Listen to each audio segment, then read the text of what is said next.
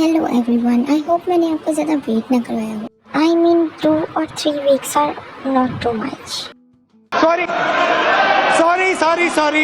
तो let's go back to our topic. हमारा आज का टॉपिक है मून और खनसैम की आगे की स्टोरी।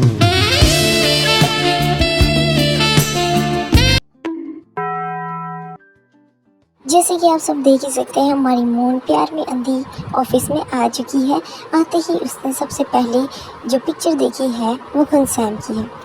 अब मून की एक कुलीग है जो उसी ऑफिस में काम करती है, जो उसको बुला रही है, लेकिन मून को बिल्कुल फर्क नहीं पड़ रहा क्योंकि वो प्यार में गुम है।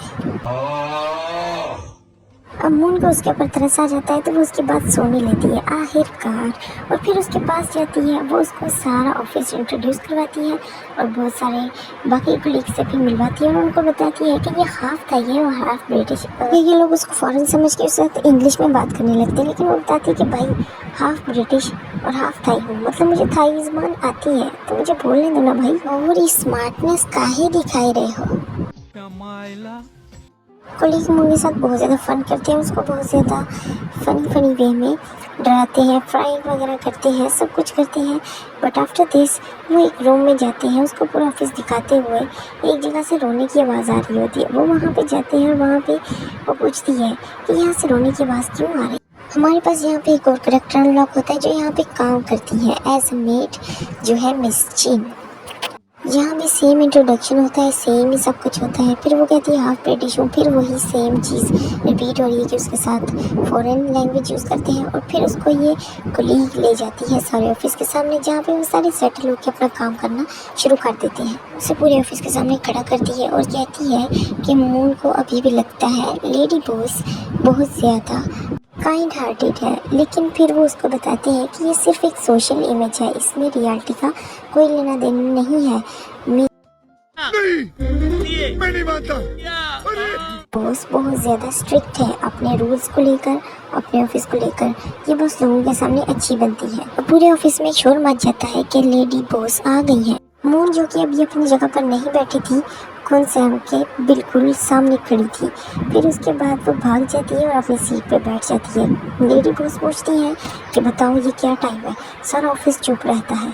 फिर वो बहुत गुस्से से पूछती है तो फिर सारा ऑफिस बताता है कि 9:15 हुए हैं। अब उन सबको एक इम्पोर्टेंट अनाउंसमेंट के लिए बुलाती है अपने ऑफिस में। सारा ऑफिस हेसिटेट हो जाता है और भागने लगता है कि पता नहीं क्या ऐसी बात होगी। सारा ऑफिस बहुत डरा हुआ था।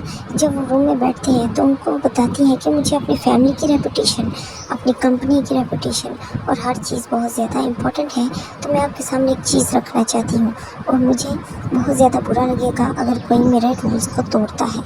फिर वो एक स्क्रीन में वीडियो चलाती है जिसके अंदर 2 कपल्स आपस में कर रही हो। उनकी बहुत ज़्यादा इंसल्ट करती है, बहुत ज़्यादा डिसरिस्पेक्ट करती है उनको और कहती है कि मेरी कंपनी में डेटिंग अलाउ ही नहीं, तो तुम्हारी हिम्मत कैसे हुई।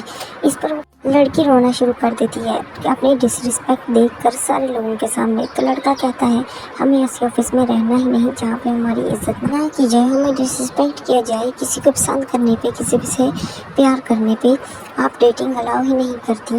वो दोनों वहाँ चले जाते हैं क्योंकि उन्हें पता है कि उनको अब कंपनी से वैसे भी निकाल दिया जाएगा, तो वो खुद ही क्विट कर देते हैं। मोहब्बत टू वे होती है। इस पे खनसैम बहुत ईवल स्माइल देती है। अब मून को अंदाज़ा हो जाता है कि सारा ऑफिस इसके खिलाफ क्यों था और लेडी बॉस को लेडी बॉस क्यों कहा जाता है। वो समझ जाती है कि खनसैम वो वाली खनसैम नहीं जो वो उसको समझती थी। उसकी सारी ज़िंदगी एक आइडल कुछ और थी, जबकि वो दिखाती कुछ और थी। मैं नहीं मानता। इन्होंने वक्त बदल दिया, जज्बात बदल दिए, जिंदगी बदल दी। 119। Anyway, see you soon. Bye bye. It's enough for today.